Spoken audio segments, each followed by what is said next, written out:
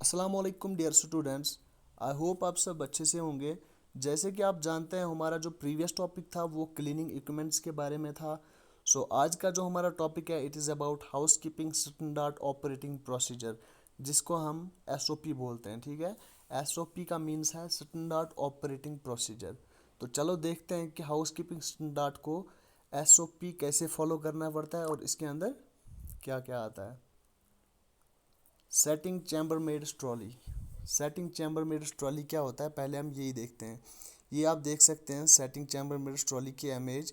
इसी को chamber made trolley बोलते हैं, जिसके अंदर गेस्ट रूम सप्लाईज रखे जाते हैं। ठीक है, ताकि हाउस कीपिंग स्टाफ इसको कैरी कर सके। Okay, the chambermaid trolley can be viewed as large tool box on wheels तो at the hotel housekeeping staff. जो चैम्बर मेड ट्रॉली होती है ये दिखने में एक लार्ज टूल बॉक्स जैसा होता है। इसके व्हील्स होते हैं जो हेल्प करता है हाउस कीपिंग स्टाफ को सप्लाई कैरी करने में। It has a number of compartments and shelves of various size.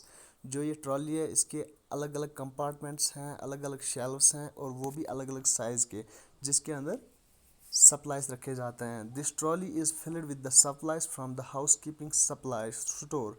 जो ये ट्रॉली है ये कहाँ पे फिल होती है, ये कहाँ पे लोड होती है, house keeping supply store at the end of E shift so that the next shift staff can exit immediately. जब शिफ्ट ख़त्म होता है, एक स्टाफ का शिफ्ट ख़त्म होता है तो वो उसको क्या करना होता है, लोड करनी होती है फिर से ये ट्रॉली, ताकि जो नेक्स्ट शिफ्ट आए वो इमीडिएट इसको यूज़ कर सके। The staff considers the following points while loading chamber made trolley.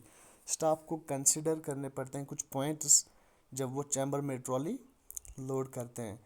Loading the trolley with adequate supplies depending upon the number and types of the rooms on the floor. जब trolley को load करना पड़ता है तो इसके अंदर supply जो रखते हैं वो डिपेंड करता है रूम्स पे, कितने रूम है आपके फ्लोर पे और कौन से टाइप्स के रूम है, वैसे ही इसकी क्या बोलते हैं ट्रॉली लोड होती है। Avoiding to overload the trolley that may lead to any accidents.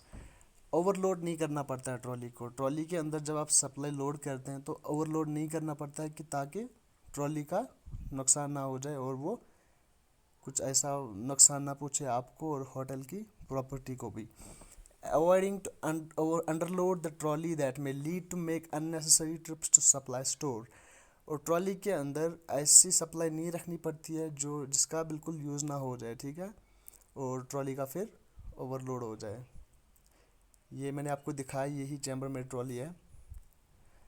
SOP, अब देखते हैं एसओपी जो है स्टैंडर्ड ऑपरेटिंग प्रोसीजर, वो क्या है। जब ट्रॉली लोड करनी पड़ती है तो एसओपी को कैसे फॉलो करना पड़ता है। The SOP is given as follows. Empty the trolley, पहले ट्रॉली को एम्पटी करना पड़ता है। Check rapidly for any broken parts, check करना पड़ता है कि ट्रॉली का कोई पार्ट ब्रोकन ना है। Clean it by dusting and wiping any stands, फिर क्लीन करना पड़ता है, ट्रॉली को क्लीन करना पड़ता है, डस्टिंग करनी पड़ती है ट्रॉली को। ठीक है, क्योंकि आपको ट्रॉली के अंदर ये सप्लाईज रखने पड़ते हैं, लिनन रखना पड़ता है। अगर ट्रॉली साफ़ नहीं होगी, ट्रॉली के अंदर कोई स्टैंड होगा तो उससे लिनन पूरा ख़राब हो सकता है। Place the items according to their weight, heaviest items at the bottom and lighter items at the top section of the trolley.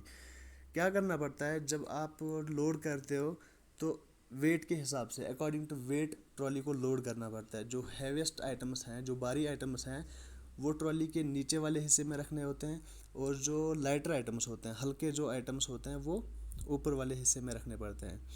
Place the linen for different purpose separately.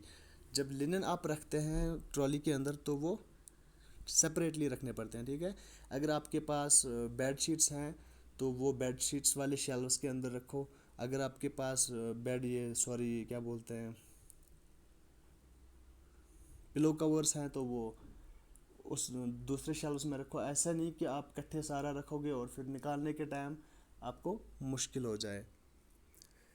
Close the lids of cleaner bottles and liquid cans tightly. जो cleaner bottles होते हैं जिसके अंदर chemical होता है, उसके जो leads हैं, ठीक है, वो टाइटली क्लोज करने पड़ते हैं ताकि वहाँ से केमिकल गिर ना जाए और पूरा लिनन ख़राब ना हो जाए। इस चीज़ का बहुत ही ज़्यादा ध्यान रखना पड़ता है। Record the numbers and types of the items loaded in the trolley for the rooms.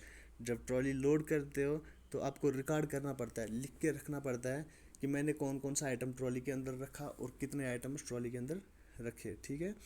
Collect the room keys, room keys collect करने पड़ते हैं, ठीक है। जो अब आप फ्लोर पे जाते हैं तो एक फ्लोर की एक मास्टर की होती है। मास्टर की से क्या होता है, पूरे फ्लोर के जितने भी रूम्स हैं तो वो उसी मास्टर की से खुलते हैं। और जो नॉर्मल की होती है वो अलग अलग रूम, अपने अपने रूम की अलग अलग की होती है, तो वो कलेक्ट करने पड़ते हैं। Take the trolley to the assigned duty floor, फिर ट्रॉली को लेके अपने फ्लोर पे जाओ जहाँ पे आपकी ड्यूटी है। Park it outside the room such that the linen side face outside and the room entrance is blocked. फिर क्या करना पड़ता है, ट्रॉली को पार्क करना पड़ता है रूम के बाहर, और जो लिनन वाला फेस है वो रूम की तरफ हो जाए अंदर वाले साइड, ठीक है, और रूम एंट्रेंस क्लोज हो जाए, ठीक है। SOP for entering the guest room, फिर जब आप रूम के पास पहुंचते हैं तो आपको रूम के अंदर जाना पड़ता है। तो उसके लिए कौन सा SOP ये फॉलो करना पड़ता है, स्टैंडर्ड ऑपरेटिंग प्रोसीजर जो है वो कैसे फॉलो करना पड़ता है। The housekeeping staff should follow the SOP given below for entering the guest room. जो नीचे दिए गए SOP हैं वो हाउस कीपिंग स्टाफ को फॉलो करने पड़ते हैं जब वो गेस्ट रूम के अंदर एंट्री करता है, ठीक है। Leave the DND, do not disturb rooms undisturbed. जो रूम DND पे लगे हुए होंगे, ठीक है, DND का मतलब होता है डू नॉट डिस्टर्ब। तो DND गेस्ट अंदर से लगा के रखता है, ठीक है, वो स्विच करता है DND पे। तो रूम के बाहर जो डोर होता है, डोर के साइड में एक स्क्रीन होती है, वहाँ पे रेड लाइट आती है, तो उसका मतलब होता है कि गेस्ट ने DND लगाया है, तो उस रूम को डिस्टर्ब ना करे, वहाँ पे बेल ना बजाए, उसको नॉक ना करे, आवाज़ ना मारे, कुछ भी नहीं करना पड़ता है वहाँ पे। Knock the door with knuckles and announce in pleasant voice house keeping. हाँ, अब अगर रूम पे DND नहीं लगा हुआ है तो फिर क्या करना पड़ता है, नॉक करना पड़ता है, ठीक है, तो डोर को खड़खड़ाना पड़ता है, ठीक है। और प्लीजेंट वॉइस से क्या बोलना पड़ता है, हाउस कीपिंग। जब आप नॉक करते हैं तो फिर नॉक करने के साथ साथ आपको पुकारना पड़ता है housekeeping. Wait for 5 seconds to hear the guest response. फिर क्या करना पड़ता है, वेट करना पड़ता है 5 सेकेंड्स। यहाँ पे 5 सेकेंड्स लिखा हुआ है तो असल में 15 सेकेंड्स वेट करना पड़ता है गेस्ट का आंसर को, गेस्ट वहाँ से क्या आंसर देगा। अगर गेस्ट फिर से आंसर नहीं देता है तो फिर से नॉक करना पड़ता है। In case of no response announce the same again.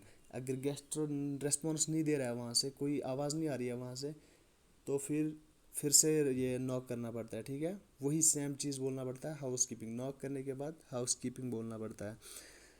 In there is no answer if there is no answer second time to open the door with the key. अगर दूसरी बारी भी आवाज़ वहाँ से कोई आंसर नहीं आता है तो फिर डोर खोलना पड़ता है विद की। जो आपके पास की होती है तो उससे डोर ओपन करना पड़ता है। एंटर द रूम, और अंदर रूम के अंदर चले जाओ। If the guest is found sleeping withdraw from the room quickly. अगर वहाँ पे आप देख रहे हैं कि गेस्ट सोया हुआ है तो क्विकली आराम से पीछे जाके रूम से बाहर फिर से बाहर निकलना पड़ता है और रूम को क्लोज करना पड़ता है। In case the guest answers ask politely when would he like to service the room. अगर आप रूम के अंदर जाते हैं तो वहाँ पे गेस्ट देखते हैं और गेस्ट आपके साथ बात करता है, गेस्ट आंसर देता है, तो उसको पोलाइटली, ठीक है, पूछना पड़ता है कि आप रूम की सर्विस कब करना चाहते हैं, ठीक है। तो इन case the guest wants it later. अगर गेस्ट रूम की सर्विस लेट बाद में करना चाहता है तो क्या करना पड़ता है, acknowledge his reply and withdraw from the room. उसकी जो वो बोलता है उसका रिप्लाई दे दो और रूम से बाहर निकल जाओ। If the housekeeping work is in progress and the guest returns from outside, greet him and ask if the guest would like to return in some time.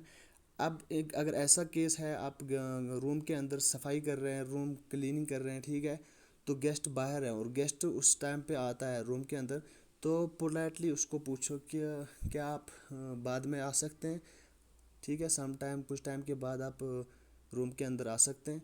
हाँ, अगर वो आपको बोलता है ठीक है तो फिर आप रूम की क्लीनिंग कंटिन्यू करो, अगर नहीं तो आपको फिर रूम से बाहर निकलना पड़ता है। तो आज का हमारा ये टॉपिक यहाँ पे ख़त्म हो रहा है। अभी इसका बाकी भी है, वो हम इंशाल्लाह ताला कल पढ़ेंगे। Thank you so much.